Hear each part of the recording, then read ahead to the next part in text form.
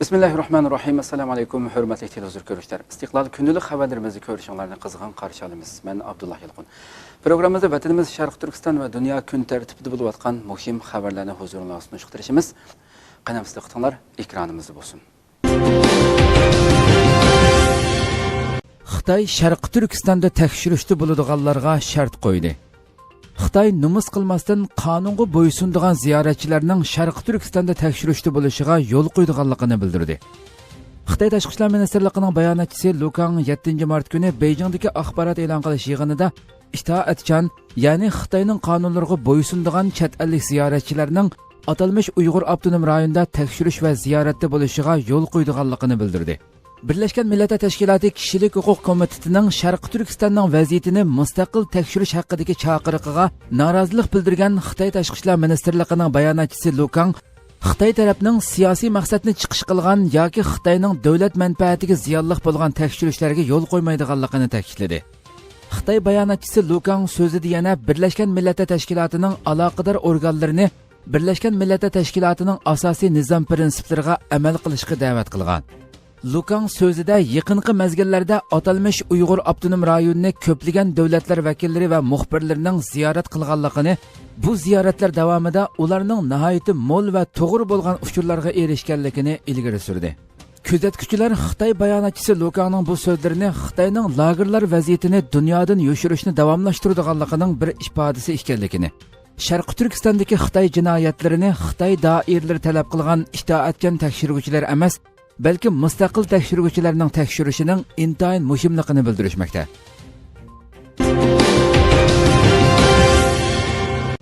Ummatning yetimi Sharq Turkiston. 7-mart Turkiya Qirqqal'a universitetida Ummatning yetimi Sharq Turkiston temasida faoliyat o'tkazildi. Faoliyatni Qirqqal'a universiteti tashkillagan bo'lib, universitetning o'quvchilari ishtirok qildi.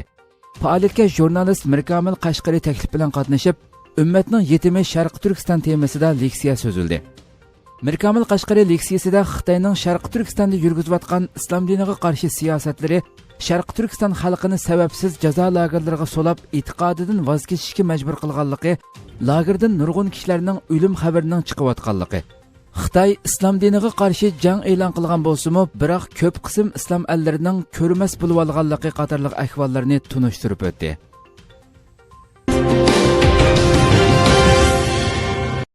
Ömerqul 8-mart kuni Sharq Turkistondagi ayollarning ahvoliga diqqat tortdi. O gün xabar to'rining yozuvchisi va Isa Yusuf Aliptekin vaqti raisi Ömerqul bugun 8-mart Dunyo ayollar kuni munosabati bilan 8-martda Sharq Turkistonda ayol bo'lish mavzuliq uzun maqolasini e'lon qildi va Sharq Turkistondagi qiz ayollarimizning echinishlik ahvoliga diqqat tortdi.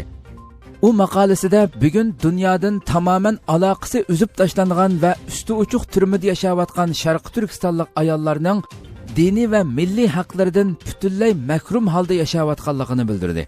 Maqolasining davomida tarixiy jarayon ichida Sharq Turkistonda bir ayol bo'lish dunyoning eng baxtsiz, eng ma'sum, eng mazlum insonlari bo'lish demakdir. Sharq Turkistonda ayol bo'lish xo'rlanish demakdir. Sharq Turkistonda ayol bo'lish xohlagan vaqtingizda ona bo'lolmaslik demakdir. Sharq Turkistonda ayol bo'lish ustingizga kiygan uzun kiyimlarni ko'chada hamma odamning ko'z oldida kesib tashlanish demakdir. Sharq Turkistonda ayol bo'lish o'z uyi ichidami xo'rlanish demakdir. Sharq Turkistonda ayol bo'lish Xitoylarni xush qilish uchun yosh qizlaringizning Xitoylarga majburiy to'y qildirilishiga sukut qilishga majbur bo'lish demakdir. Ömerqul mushu tariqada Xitoy tajovuzchilarining vatanimizda elib berayotgan inson tasavvur qilg'usiz jinoyatlarini birma-bir sanab o'tgan va Xitoyning bu jinoyatlarining Sharq Turkiston bilan cheklanib qolmasdan chet eldagi Sharq Turkistonliklarning ruhiy jihatdan intayin ig'ir besimda ekanligini bildirgan.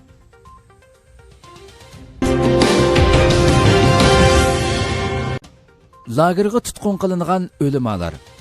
Ko'rurmanlarimiz ta'minlagan uchurlarga asosan Xitoy tajovuzchilari Sharq Turkistonda ta'sis qilgan lagerlarga Xitoy o'zlari o'tgan asrning 80-yillari ochgan Islom institutida o'qish bitirib, masjidlarda imom xotiblik xizmatini qilayotgan o'limalarni asabiylik, terrorlik bahonasi bilan tutqun qilganligini egilladik.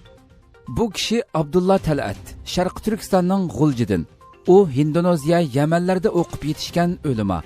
G'ulji yoshlari orasida diniy o'qitish va da'vat bilan tonilgan. U arabcha, xitoycha va malay tillarini pishiq biladi. 2017-yili 6-oylarda lagerga tutqun qilingan. Bu kishi Abdukim Ahad Misrda diniy o'qishni bitirgandan keyin 2009-yili Sharqi Turkistonga qaytib, Nilqa nahiyasi cho'ng masjidning imomlik xizmatini qilgan. Nilqa ommasiga dinni yetkazishda xolisona xizmatlarni qilib, nahiya ichida kuchli ta'sir qo'zg'agan. U 2017-yili 5-oylarda Xitoy soqchilari tomonidan tutib ketilgandan keyin izdiriki bo'lmagan. Xi Jinping bir qatimliq nutqida sadoqat so'zini 7 qatim tilga oldi. Reuters agentligining bugungi xabarida Xitoy davlat rahbarlarining bu yilni intayin nozik bir yil deb qarayotganligini va o'z hokimiyatidan andisha qilayotganligini ilgari surdi. Erkin Osiyo radiosining xabarida bildirilishicha, Xitoy doiralari bu yil ichida Tiananmen o'quvchilar harakatining 30 yilligi, Dalay Lamaning Tibetdan ayrilganligining 60 yilligi, Xitoy Xalq Jumhuriyati qurilganligining 70 yilligi qatorliq cho'ng xotira kunlari tang kelgachga Xitoyda kompartiya hokimiyatiga xavf yetadigan biror voqeaning yuz berib qolishidan qattiq andisha qilmoqda ekan. Xabarda eskartilishicha, Xi Jinping 1-mart kuni Markaziy partiya maktabida so'zlagan bir nutqida rahbariy kadrlarni xato ideyalardan uzoq turish, qalaymaqonchiliklarga qarata hushyor bo'lishga chaqirish bilan birlikda ularning partiyaga bo'lgan sadoqatining hammani besib tushadigan birinchi darajalik o'lcham ekanligini alohida ta'kidlagan. U shu qitimliq nutqida sadoqatman bo'lish degan so'zni 7 qitim takrorlagan. Bu haqda Reuters agentligiga fikr bayon qilgan Osiyo iqtisod tadqiqot o'rnining mutaxassisi Duncan Ennis, Xitoyda navbatda asosiy qatlamlarda partiyaga bo'ysunmaslik, iqtisodiy saviyasi yaxshilanganlar orasida siyosiy islohot talab qilish, davlat bo'yicha iqtisodiy yuksalishda ostilashish ko'rilish qatorli hodisalar yuz berayotganligi va buning Xitoy doiralarida andisha paydo qilayotganligini ilgari surdi. Har qanday bir diktator hokimiyatning og'dirilib ketish andishasi ichida yashaydiganligini eskartgan mazkur mutaxassis, hammani kontrol ostiga elish orzusining Xitoy kompartiyasi hokimiyat beshiga kelgandan buyon mavjudligini eskartdi. Xinhua agentligi yakshanba kundagi inglizcha bir obzorida Xitoyning g'arbchi demokratiyani 100 yil burun bilganligi, ammo uning Xitoyda ishga oshmaydiganligini uzun o'tmay tunib yetganligi, shunga Xitoyning o'zining siyosiy andishasidan chatnamaydiganligi ilgari surilgan.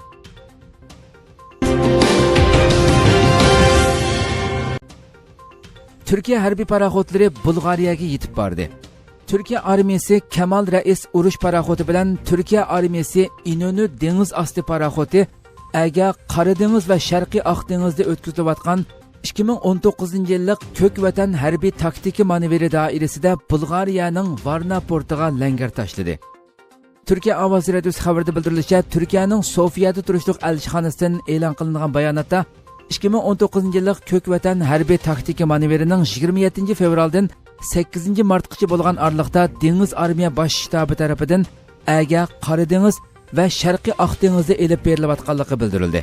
Bayonotda manevrga qatnashgan qismlarning Aga Qora dengiz va Sharqiy Oq dengizda 33 qitim davlat ichi va 7 qitim davlat sirti portlarda bo'lib, jami 40 qitim ziyorat elib borganligi va bu doirada Turkiya armiyasi Kemal Rais urush paraxodi bilan Turkiya armiyasi Inonu dengiz osti paraxodining Varna portini ziyorat qilganligi qayd qilindi. Bayonotda yana port ziyoratidan keyin Turkiya armiyasi Kemal Rais urush paraxodining Bulg'ariya armiyasi bilan o'tish mashqi qilganligi bildirildi. Bulg'ariya davlatlik televiziyasi BNT'dan e'lon qilingan bayonotda Turkiya harbiy paraxodlarining Qora dengizning Bulg'ariya tavalligida Bulg'ariya dengiz armiyasiga tava Bodri dengiz armiya qismlari bilan birlikda elib boradigan xizmatlar orqali Shimoliy Atlantik Akti tashkilotida ittifoqdosh ikki davlat armiyasi o'rtasidagi moslashishchanlikning yuqori ko'tarilganligi ta'kidlandi. Chamlija jamasi ibodatga ochildi. İstanbulning eng egiz to'piligiga selingan Chamlija jamasi ibodatga ochib etildi. Turkiya ovozi radiosi xabarida bildirilishicha, qurilishi 2013-yili boshlangan Chamlija jamasidan tunji azon sadosi tunugun bomdod namozida yangradi. Allahu ekber, Allahu ekber. Allahu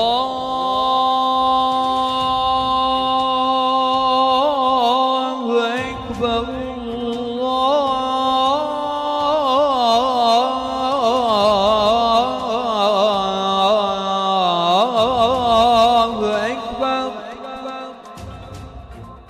Adalet ve Taraqqiyot Partiyasining İstanbul shaharlik hukumat boshlig'i nomzodi Binali Yildirimni bargan bomdod namoziga nurg'un odam bordi.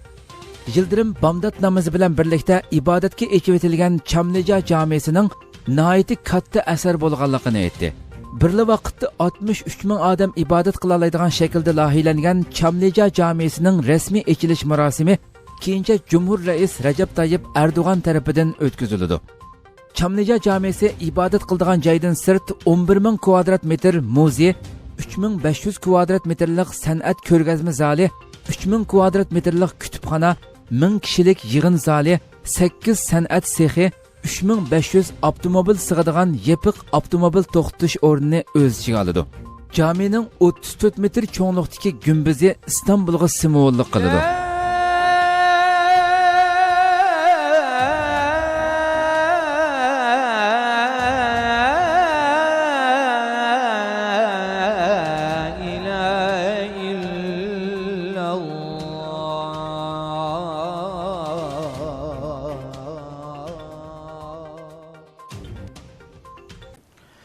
Hürmetli televizyon görüşler, şuna qilib bugungi xabarlarimiz mush yerda oxirlashdi.